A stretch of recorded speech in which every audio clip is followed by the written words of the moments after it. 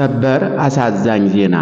በጣና ሐይቅ ላይ በደረሰ ድንገተኛ የጀልባ መስመጥ አደጋ የብዙ ሰዎች ሕይወት አለፈ። አደጋው የደረሰው የቅድስት ክርስቶስ ሰምራን ዓመታዊ የዋዜማ በዓል ለማክበር በጣና ሐይቅ ላይ በጉዞ ላይ የነበሩ የኦርቶዶክስ ተዋሕዶ እምነት ተከታዮችን የጫነች ጀልባ ድንገተኛ የመስመጥ አደጋ ደርሶባታል። በዝርዝር እንመለከተዋለን። ኢትዮጵያና ጅቡቲ ግዙፍ የነዳጅና የጋዝ የንግድ ኮሪደር ለመገንባት ያቀደ ውይይት አካሂደዋል።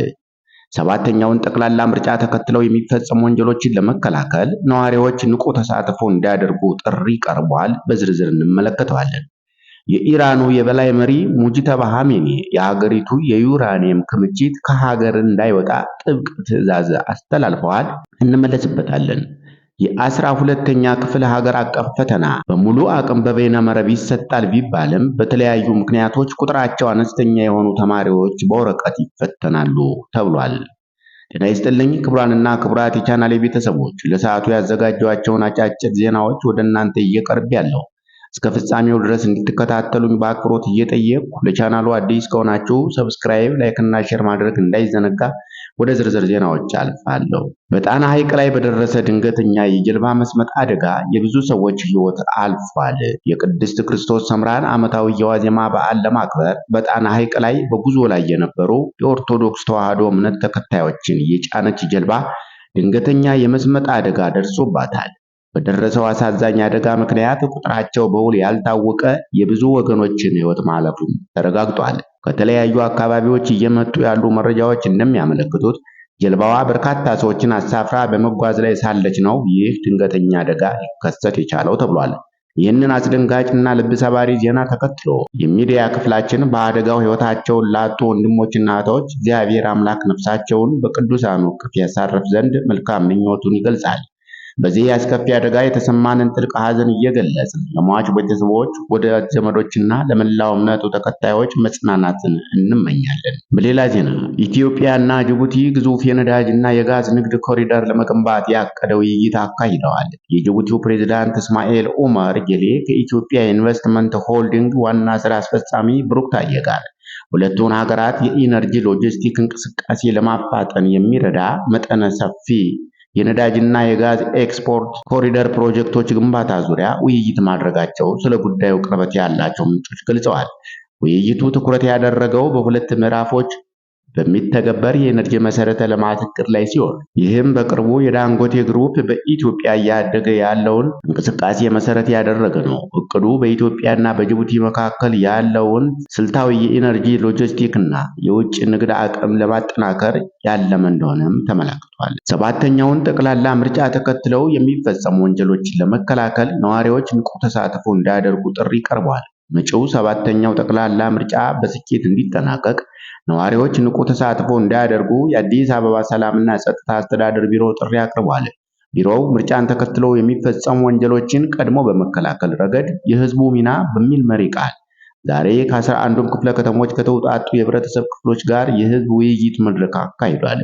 በመድረኩ ላይ የተገኙት የአዲስ አበባ ከተማ ሰላምና ጸጥታ ቢሮ ኃላፊ ወይዘሮ ሊዲያ ግርማ እንደገለጹት የውጭ ጠላቶችና የውስጥ ባንዳዎች ተቀናጅተው ሊፈጥሩት የሚችሉትን የወንጀል ሴራ ቀድሞ በመከላከልና በመቆጣጠር ረገድ የህብረተሰቡ ተሳትፎ ከምንጊዜውም በላይ መጠናከር አለበት ብለዋል። አክለውም አንዱ የዲሞክራሲ መገለጫ የሆነው ምርጫ በሰላማዊ መንገድ እንዲጠናቀቅ በከተማዋ ያለውን የጸና ሰላም ማስቀጠል እንደሚገባም አሳስበዋል።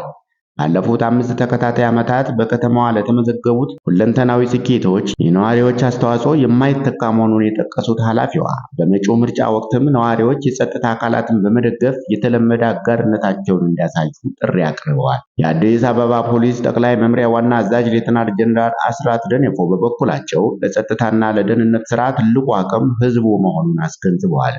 ነዋሪው በየአካባቢው ያለውን የጸጥታ ሁኔታ በትኩረት በመከታተልና የወንጀል ድርጊት ሲያጋጥም ለጸጥታ አካላት መረጃ በማድረስ የከተማዋን ሰላም ለማረጋገጥ ድርሻውን ሊወጣ እንደሚገባም አሳስበዋል።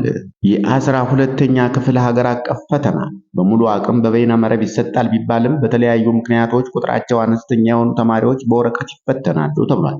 ከሰኔ 24 እስከ ሐምሌ 17 በሚሰጠው የ12ኛ ክፍል ሀገር አቀፍ ፈተና 564219 ተማሪዎች ተመዝግበዋል ተብሏል። የትምህርት ምዘናና ፈተናዎች አገልግሎት የዘንድሮውን የ12ኛ ክፍል ማጠናቀቂያ ሀገር አቀፍ ፈተና በ667 የፈተና ማዕከላት ለመስጠት ዝግጅት እየተደረገ መሆኑን ገልጿል።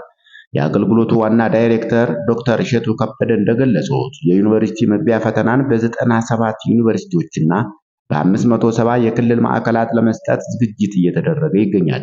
ከሰኔ 24 እስከ ሐምሌ 17 ቀን 2018 ዓ.ም ለሚሰጠው ፈተና መደበኛ ተማሪዎችን ጨምሮ በሁሉም ፕሮግራሞች በተፈጥሮ ሳይንስ 306964 እንዲሁም በማህበራዊ ሳይንስ 257255 በድምሩ 564219 ተማሪዎች ተመዝግበዋል ብሏል።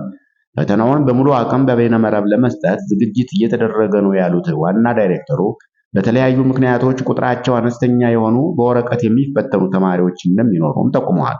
በየክልሎችና የፈተና ማዕከላት ያለው አቅም የተለያየ ቢሆንም በርካታ ኮምፒውተሮች ለፈተና ዝግጁ እየተደረጉ ይገኛሉ። ከባለፈው አርብ ጀምሮ ለተፈታኞች የበይነመረብ የሙከራ ፈተና መስጠት መጀመሩን ያነሱት ዳይሬክተሩ ፈተናው በማህበራዊ ሳይንስና በተፈጥሮ ሳይንስ በሶስት ዙር በመሆኑ አንድ ኮምፒውተር 6 ተማሪን ያስተናግዳል ብለዋል።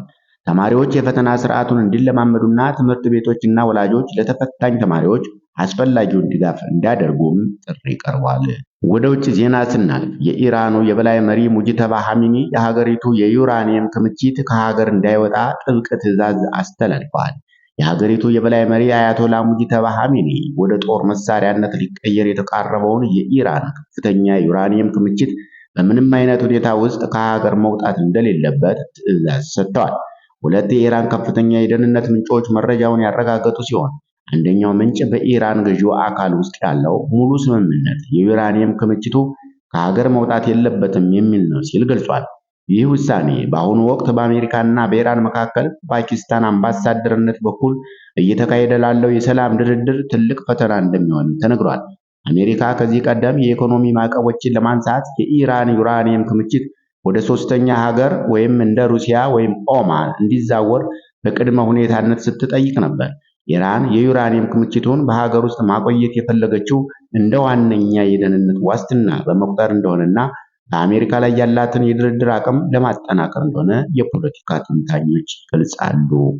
ክቡራንና ክቡራት የቻናሌ ቤተሰቦች ለሰዓቱ ያዘጋጀኋቸው አጫጭር ዘገባዎች እስካሁን የተከታተላችኋቸውን ይመስሉ ነበር።